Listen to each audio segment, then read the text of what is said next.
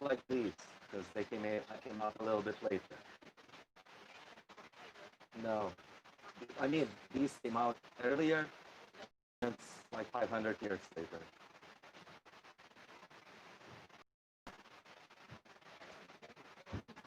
I'm asking, I'm up for discussion. Not violence, yes. Okay. And there's something about jealousy there, right? About loving neighbors. Greediness is there as well.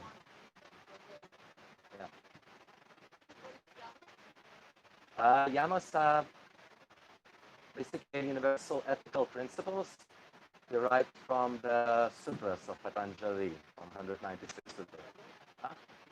Yeah, I do. I've got it right here. Something derived from the Patanjali's 196 sutras. So these ethical virtues, there are more attitudes towards the outwards world, however, definitely pertaining to the inwards perception of self as well.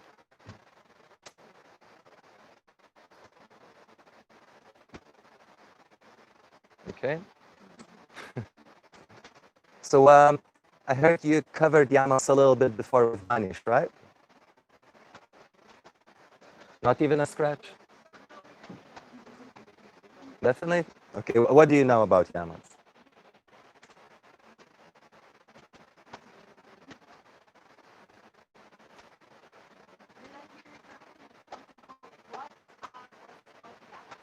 What do you know about Yamas as of right now before the class?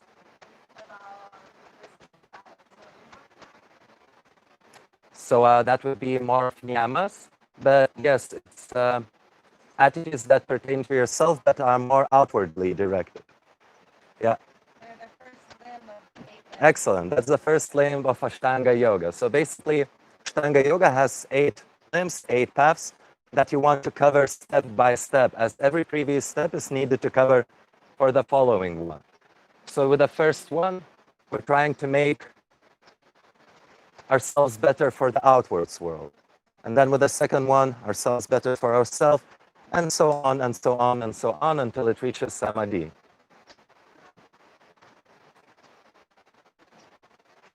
Yeah.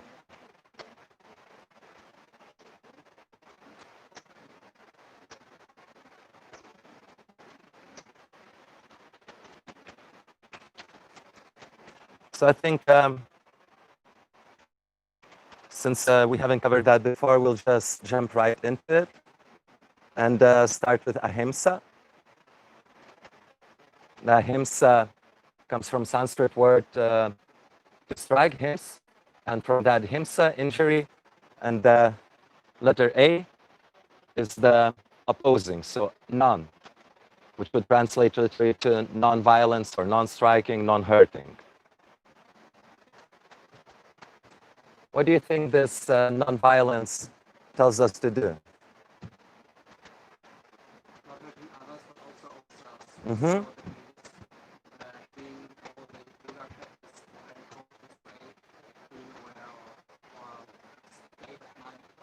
Mm-hmm. Absolutely. Mm-hmm.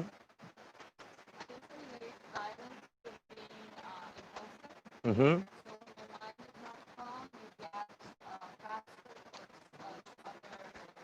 Very nice.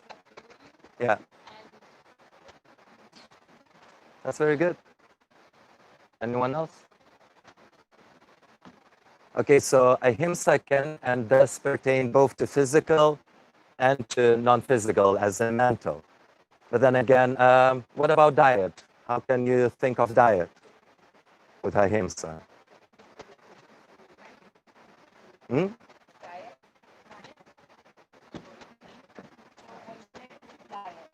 For example, vegetarian or vegan would definitely be a good way for ahimsa. And then there's a little bit of thought there. Is it good for me to be vegan if it's not good for me? No. So yeah, ahimsa is the first step because in this we find the relationship of us and violence, and what is non-violence, and what it means to, be righteous in your choice in that case. So if me becoming vegan means that I'm starving and I'm being malnourished, it's himsa, actually. It's not ahimsa. So it's very much context-based, as many things in Hindu mythology would be. You have same rules, applied very differently throughout the context. How can we apply ahimsa in yoga class and for yourselves?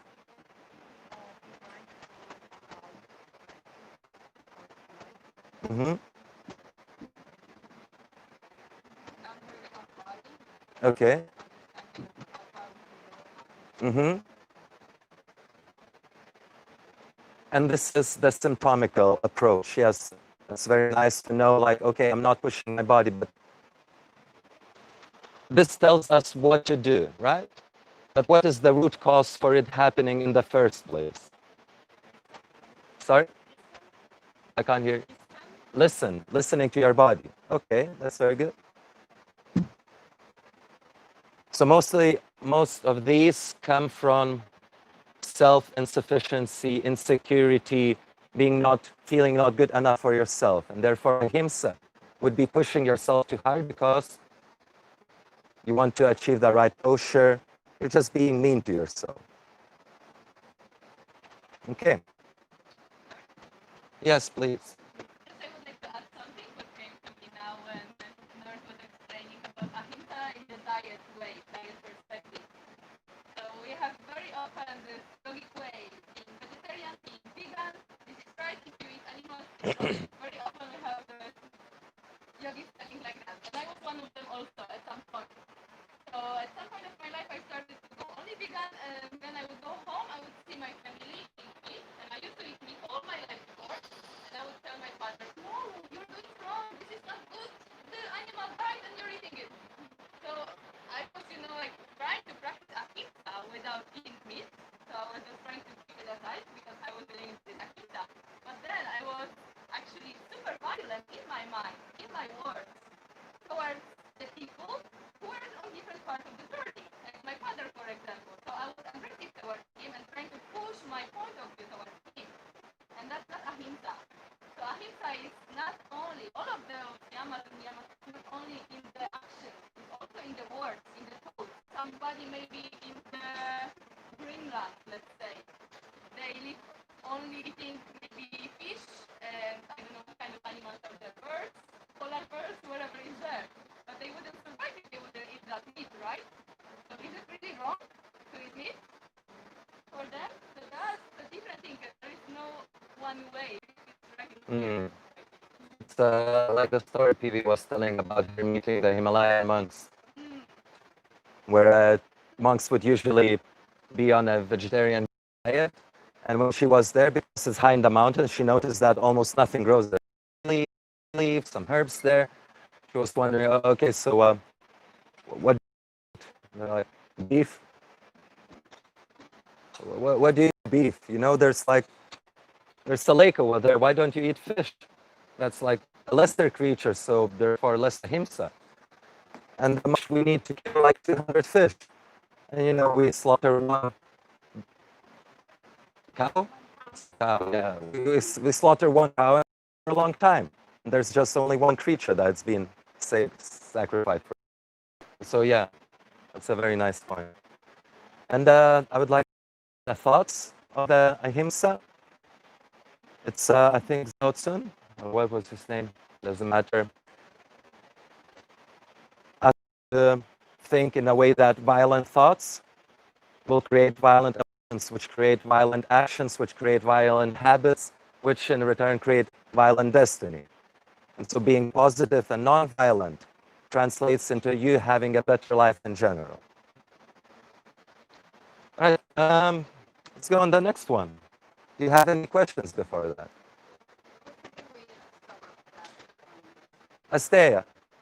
It's non-violent in your action, in your thoughts, and in your habits, I'd say. Will you have something to say? Yeah.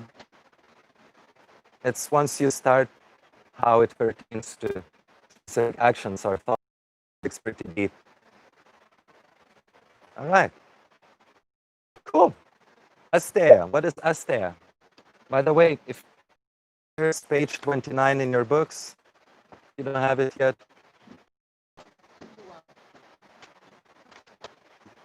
Starts with Ashtanga Yoga, and the next page will explain the yamas.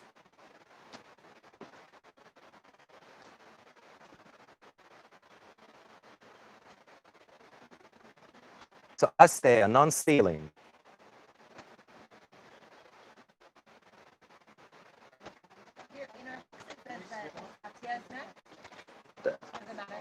Not really. We can go to Satya, but we'll do asteya. What is it in my books? It is Satya, though. Okay, let's go to Satya, truthfulness. Fair. Imagine this is switched. I'll switch it later. So Satya is truthfulness. Also, coming from Sanskrit word, Sat would mean unchangeable. And because Sanskrit is a language which I heard is based on vibrations, it's very important for them to perceive truthfulness as something that's constant and unchanging. So when you think of Satya, it's not just not telling lies. It's something that is pure at its core true. It's unchangeable that way. Okay, so what can you tell me about Satya? How can you be Satya?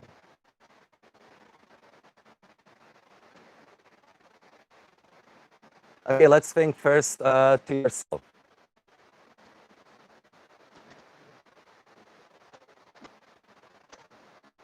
Again, it comes down to our state of mind and state of body, being acknowledging where we are at, and that we don't lie to ourselves, for example, when it comes to how far can I go with certain posture, just be true to myself and try not to compare myself with others in that sense as well. Very nice. So that's speaking of yoga mat. And there's a very particular reason Satya goes after ahimsa, right? Philip mentioned it. So being truthful to yourself. Okay, this is my ego telling me to push myself. And Satya is the part where I can understand that, oh, my body hurts. I have to be truthful to myself to not push myself further. Please.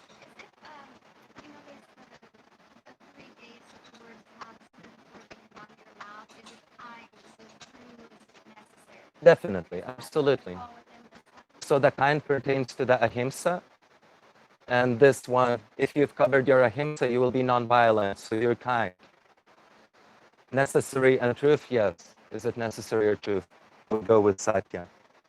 I would like to think for you how it pertains to you as a person, the Satya.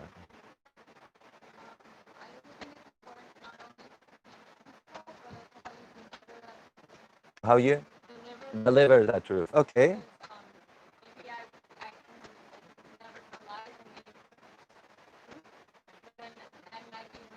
You'll just be blunt and an asshole in the end. And that's the ahimsa. Yeah. Definitely. So basically, yeah. I heard a very nice saying like, check my pulse before you deliver. And it's, I heard it, I was like, that's odd. But the next day, I kind of really felt that it makes sense. You want to deliver news for a person who's ready. That's why culturally, for example, Chinese would not say bad news to you right away when they happen. There's a right time to say things. And when the right time comes, they'll be more ready to accept that and deal with it. That's cool. Nice. Yes. Mm-hmm. So my grandma, she always buys me this really weird presents for Christmas.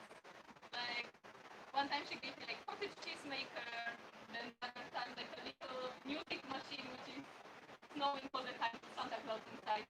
And like these are so crappy presents which I would never buy for myself. However, I want to practice Satya, so I would not show it to my grandma. No grandma, I don't like this present, take it away. I would just take this present from her, practicing ahimsa towards her, balance of truthfulness together with non-violence. I would take the process and say, oh, thank you, Grandma, for your effort. Thank you for thinking of me. It's so sweet. Instead of telling my truth, having my voice and telling her that I don't like his presence. Because it would hurt her and it wants that. So that's how we need to speak of our truth whenever it's needed, however being considerate of the actions, of the outcomes of our actions. So if you know that your words, your truth would hurt someone without any reasoning there, would you really do that? So that's why we are together, because they are working together, all the Yamas. That's a good one. Yes. That might apply to the grandma, but if it was, I don't know, like a partner, you better say Yeah, be mean to your partner. They know their place. Listen to the partner. otherwise you get That's true also. There are I always think you ways to can say. communicate There it, are always ways to say. yeah, in the right way, definitely. Yeah. All right, I'll push it through. So being truthful to yourself also means to understand who you are in this case. And I want you to think someone agitates you and you react. Is that you? So there's this identification level to Satya where you know that emotions or your thoughts belong to you but are not you. So separation. I feel, therefore I am. I am a bad person because I messed up my exam, because I was bad to my partner. Is that true? Or is that necessarily true?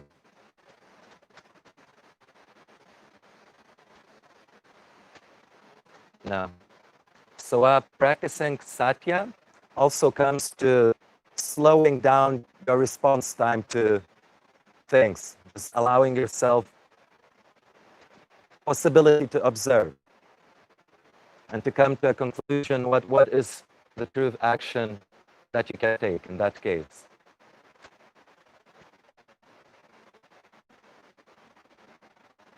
All right. Going to number 2, 3, Asteya. I'll switch them. Yeah.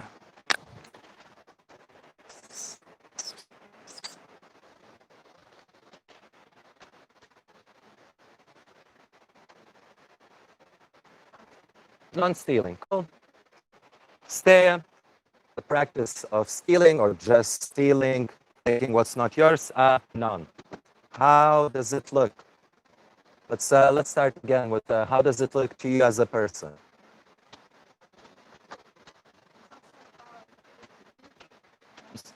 Being greedy, I'd say that's more an aparigraha. This one is exactly about taking, while this one would be about craving and desire. I mean, like, not only don't steal the bottle from someone else, of course, but it's also about not pay tax, for example. Definitely. Okay.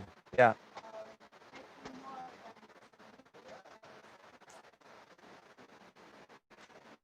Feel like taking more than it's needed would be more parigraha. But absolutely so, it stems from, so that before mentioned root cause, that one again is I'm not enough, I'm not good enough. So there's not enough. So yes, actually I agree. Yes. I also like to bring that down to the yoga mat again and not feeling attention on the body that serves as each posture. So we have a couple of postures where it's really easy to shift attention on where we put. Okay. Yeah, attention strength, stretch, and not feeling it from the body part that's supposed to get. Is that like don't skip a leg day? Sorry? I get it. Yeah, I didn't think about that before, but this is definitely a point. It's a very, very obvious one. Yes, very good. So how can you steal time?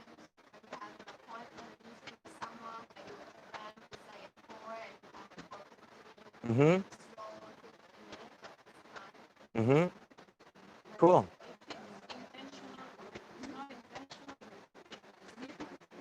So think over here you become aware of what's true and not in satya. So it's your awareness in the action. If you're utterly oblivious to it, I you really know to blame. Yeah.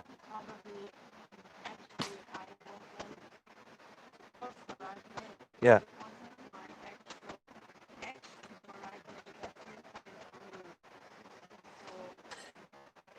I'm not sure I quite understand, since you know you came in late, you knew you weren't supposed to come in late. Definitely that's stealing. Unless I misheard you. I think you're saying like if there's traffic, something you couldn't avoid. Yeah. But often if there are things you're doing Yeah. that's taking more time, you're not meaning like Yeah. you want to be late for this person, but Involuntarily, yeah. Still you're, what do you think? I think even involuntarily, you know that your action does steal time. So, you know, you can take precautions and inform other people. In this situation, you know, don't feel guilt, but you should feel sorry nonetheless. Yeah. And I would think so. Yeah. But you know, that's up for discussion. Definitely, I don't know. I feel like if there are other context-based situations, you can really, as Hindus do, just think in that situation, was it right for me to steal your time? Right? No. Commendable, yeah, okay, maybe. Yeah. Sure. Um,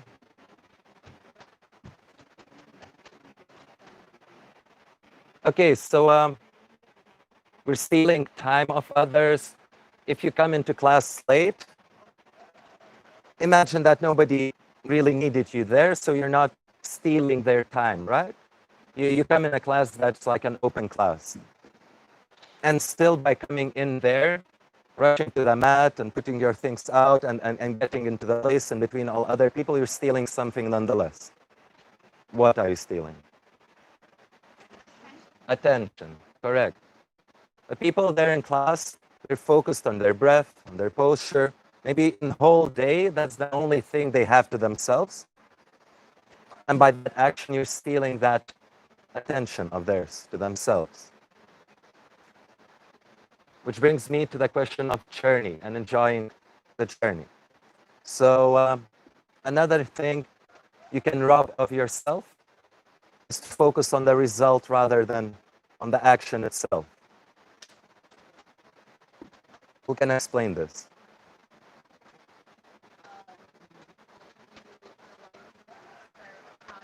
Yeah?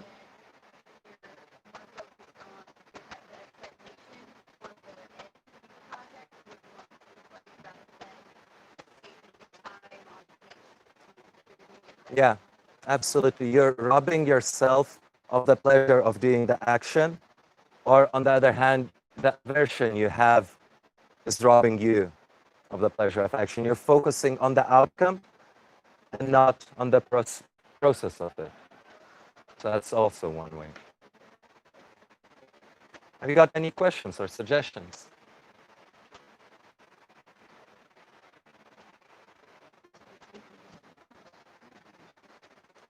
Okay, so basically, asteya, this is lack of faith in yourself, and then you wishing what others have, taking it from others.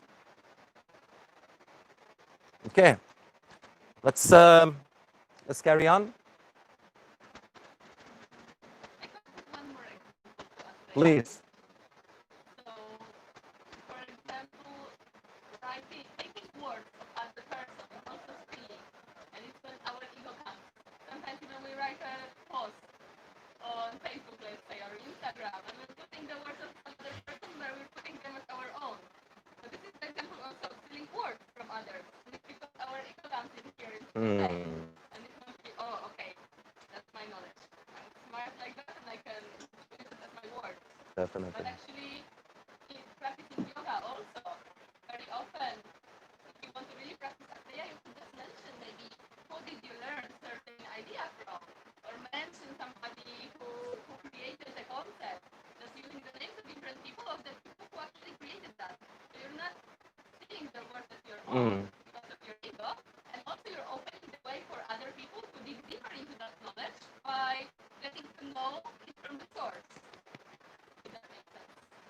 Very beautiful.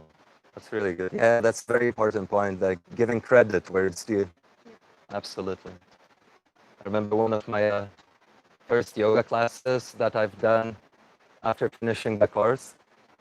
I didn't feel like coming up with something of my own because I saw this very nice yin class.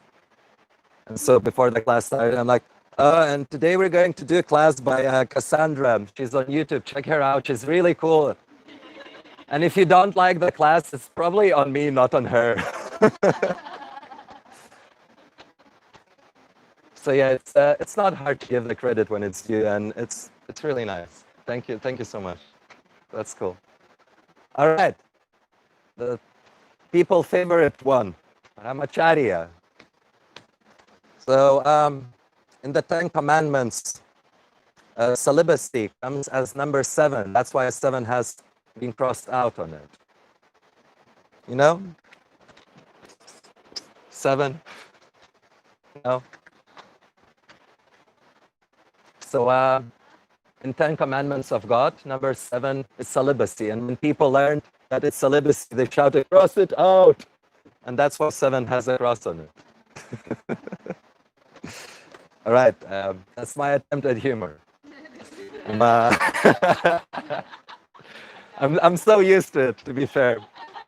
But okay, initially, celibacy and brahmacharya, that's what it meant, the preserving of your fluids, like your sexuality. And how is it relevant to this day world? How is it relevant to modern world? Not very. It definitely should be, but in a different sense, right? Okay, so in what sense is brahmacharya relevant today? It is more about moderation, Very good. behavior, consumption, every time. It also means body excessiveness, also in the training, Mm-hmm. and Excellent. You did something? Okay, cool. So conserving your energy towards the things worth your energy. Is I think how brahmacharya could be translated to in modern time. Please? Brahmacharya would be conserving your energy towards things that are worth of your energy. So brahmacharya is the 4th one for a reason. It cannot be the 1st one or 2nd or 3rd, because you need to practice ahimsa to know what's non-violent, and satya to know what's true, and asteya to not to be good enough for yourself. And once you reach brahmacharya, you kind of can realize that things that are negative in your patterns are not worth investing your energy in, because as we've learned in ahimsa, this is what creates pattern in your life and pushes downwards to create your life. Brahmacharya can be, if you're doing your asanas, what does that mean?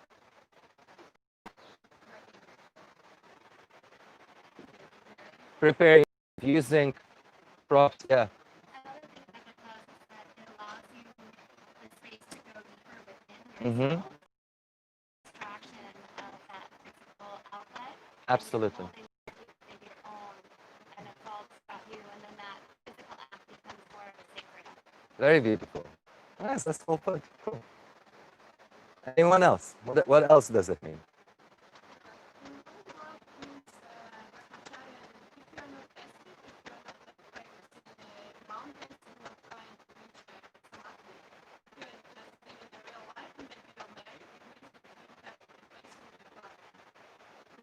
Very nice. You have to be faithful to your partner.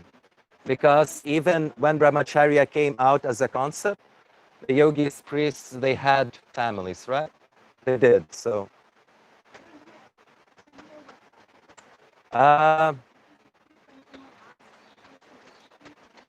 can do that definitely. So in the modern time, as pointed out, sorry, in the time when it was relevant, if I understand correctly, if you're practicing asceticism or austerity and you have a partner, it would mean being faithful to your partner. So in addition to that, 10 commandments, don't judge your neighbor. Okay, so also in your thought, if we put it in sexual context, it would be not to waste your energy towards sexual desires, thinking of sexual desires, not necessarily partaking in them, but even not thinking of them, not wasting yourself towards things that will not bring you the positive change.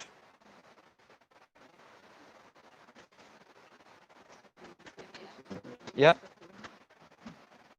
Actually, why was it from the spiritual point of view? Why like we have also priests or monks like who are practicing the celibacy in order to go towards however they call in the specific tradition of religion, samadhi, enlightenment, to get closer to God, basically, to connect with God, to connect with the higher power.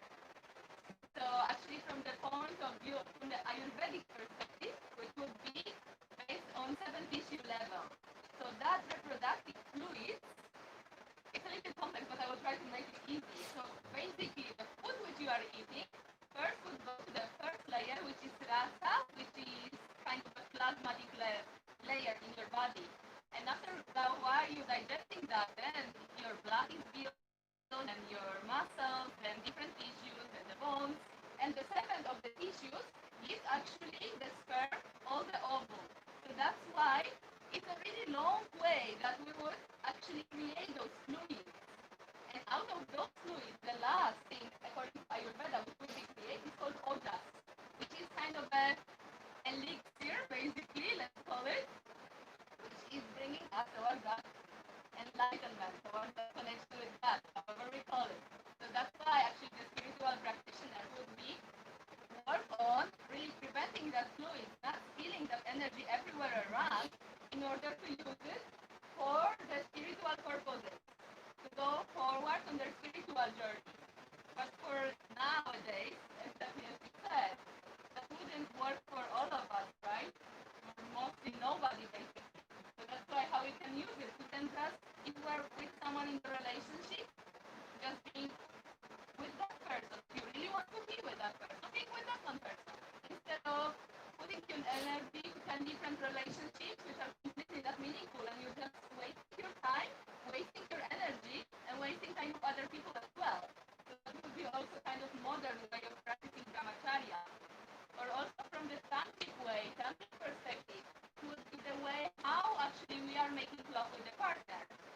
So are you concentrating on that final goal, on that achievement of the orgasm? Or are you really enjoying the process of making love, the connection with your partner, the energy which you are creating together? So there can be many different points of view how we actually can practice brahmacharya. Because for everyone would mean something different, and each of us can make something different out of it. So cool. Thank you. Such a good input. Yeah, so love. Um, yeah, before we move on, I guess what I dare is explain the Sanskrit of these words. So, Brahmacharya is a compound word coming from Brahman, the cosmic consciousness, basically something stemming for the deity, and Charya, which means to be occupied with, to pursue. So, Brahmacharya, it's very well pointed out, would be reaching towards the divine, reaching towards the sacredness. Thanks for reminding. All right, cool. What have you to add here? Anyone? All right, cool. Aparigraha. What is aparigraha?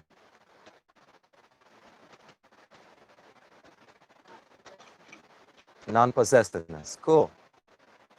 So once again, we have that means non, and we have graha, that means on all sides, and pari on all sides, and graha to grasp, to reach, to take. So literally we translate to not to take everything from everywhere. So non-possessiveness, non-greed. How does that work for us? How can you be non-greedy and non-possessive?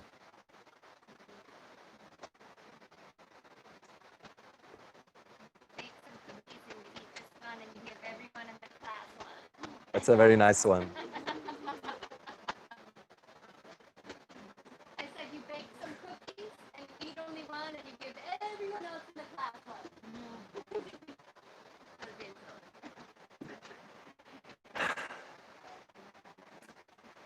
So if Brahmacharya was putting your energy towards the positive and thinking of journey, aparigraha is where you implement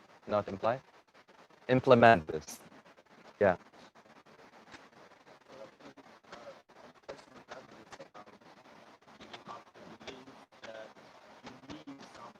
Mm-hmm. Very nice. So how would you expand that towards seeing yourself? How do you see yourself in order to practice aparigraha well? Very well. You see yourself as whole, as complete.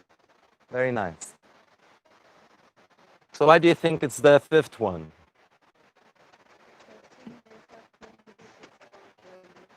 Definitely.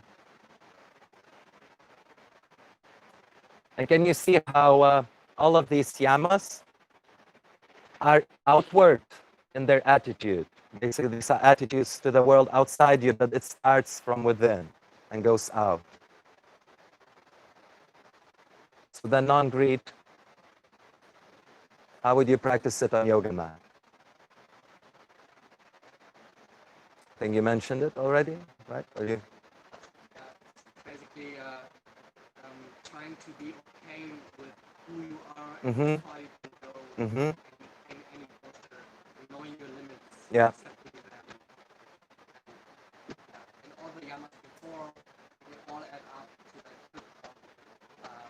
When I don't try to go further, when I'm true to Mm-hmm. myself, all of that. Very nice.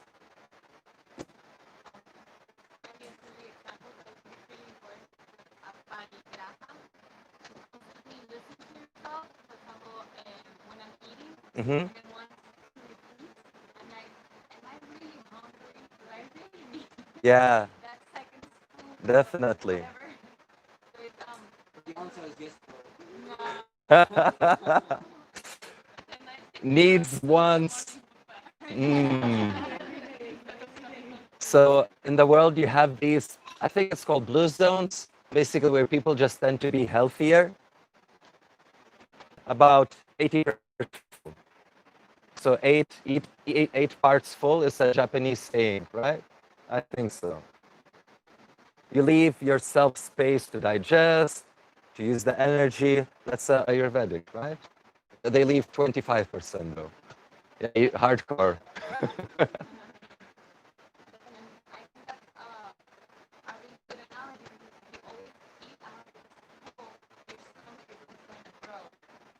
Okay, Like, I don't mean it in the literal way. it will. It's But like, it works in the literal yeah. way. And also as an analogy of life, like, the more you want and the more you get, the more you're going to keep on wanting. Mm-hmm. Definitely. So we spoke. Sorry, you had something to say, Ellie? Three parts. So third. Okay, even more so. Cool. And okay, so these are physical. What about approval or attention or really emotional things? I really need your approval. And the more approval I get, the more I can fill up the space inside me, and the more approval I can fit the next time. That's also greed, right? It is definitely. All of the yama roots would come out of in a feeling of inadequacy. Inadequacy, thank you. It's basically, I'm not good enough. I don't have enough. I have to push myself more. They all pertain to their own yamas. Absolutely so. Then, would you have something to add?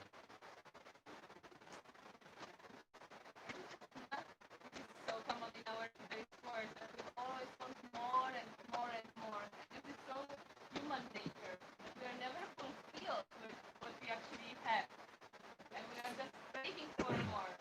When we are earning money, we want more money, we want more. When we have some certain clothes, we want new clothes, different clothes. When we have a car, we want better car. And in that way, we just keep running and chasing nothing. Because we will never be fulfilled. So that's actually what is the practice of aparigraha,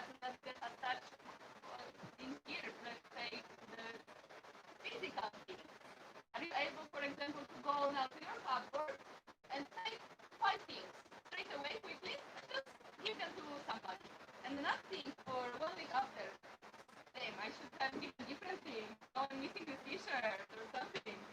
I just that's the way how we are attached to these material things and how we always want more.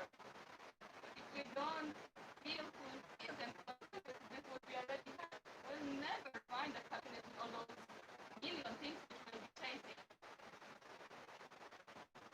Yeah, absolutely. I was just remembering how Danitsa shared her story of how she felt that she's becoming really possessive of her own things. And then she started practicing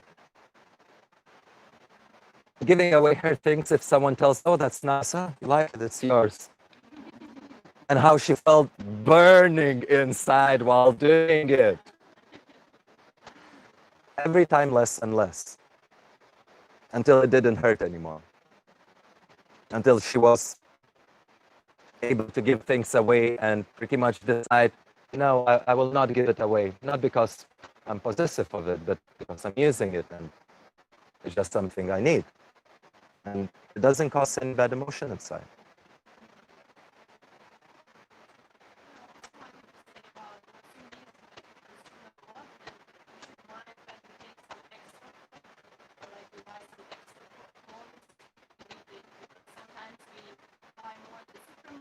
Mm.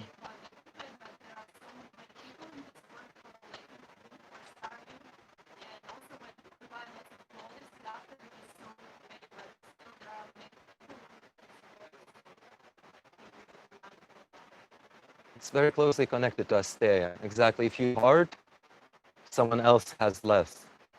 Or, the resources in that sense. Maybe they don't have the t-shirt, okay, they don't need, but they have worse environment because of that.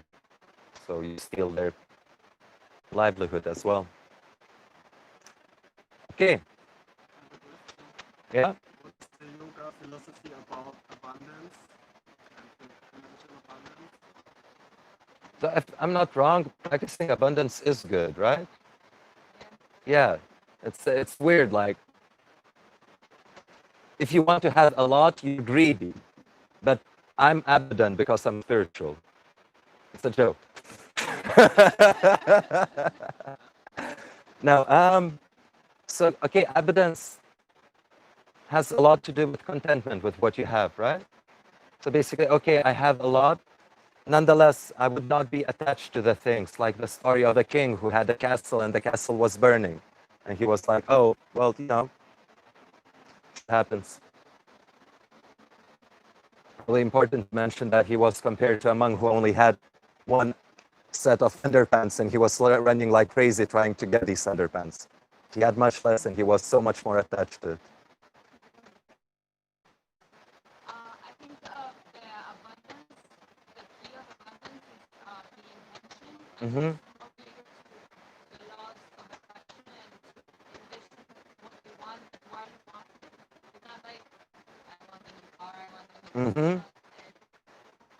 It goes deeper than that and more related to what you truly need and Mm-hmm. yourself and how that is going to be positive for you and Okay, so if I understand correctly, it's not craving for material rather than for how it's good.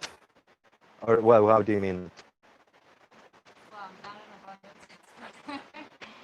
But it's not craving for the material possessions, but for the bigger purpose. Like Okay. yoga course, Yeah. I always wanted to do it, and then I envisioned doing it, but I didn't have the means. Mm-hmm. I wouldn't ask her, please send me that, please send me this, but then it just happened Yeah, in my life. that's beautiful. You're more abundant now.